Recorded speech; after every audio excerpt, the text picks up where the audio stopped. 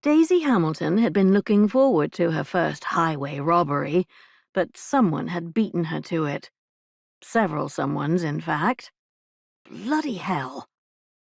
The three men blocking the moonlit road had clearly identified this wood-lined stretch as the perfect place for an ambush, just as she had, but while their decision to hold up this particular coach was presumably random, the crest painted on the door singled it out as her specific target. She had the worst luck.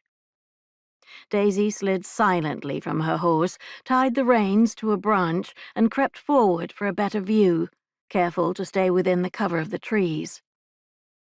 A broken log had been dragged across the lane to force the coach to stop, and the burly coachman up on the box was cursing as he tried to control the plunging horses.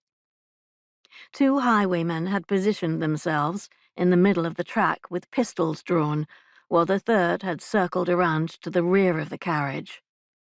"Stand and deliver," the foremost robber bellowed. The coachman paid him no heed. The horses reared, pawing the air as he fought with the reins.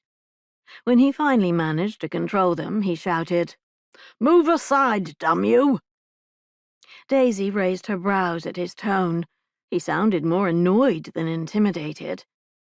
Perhaps he'd encountered thieves on this route before.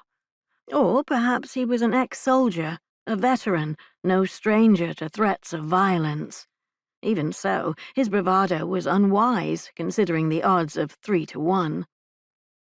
She doubted he'd be getting any help from inside the coach. Spoiled 18-year-old heiress Violetta Brand and 19-year-old Peregrine Hughes were eloping, a process Daisy had been engaged to stop. Being set upon by highwaymen could hardly have featured in their plans. Violet was probably having a fit of the vapors in there, and a pampered youth like Peregrine had probably never fired a pistol in his life. Daisy's lips twitched in dark amusement. The idiots deserved to be robbed. Who went out into the world so unprepared? She felt naked without at least 2 blades on her person at any given time, even in a ballroom. Still, she cursed her own hubris for telling Ellie and Tess that she could catch the runaways on her own. Her fellow investigators would have been most welcome right now, since she was obviously going to have to intervene in this farcical scene. She was bloody well going to double her fee when she sent Violet's father the bill from King & Co.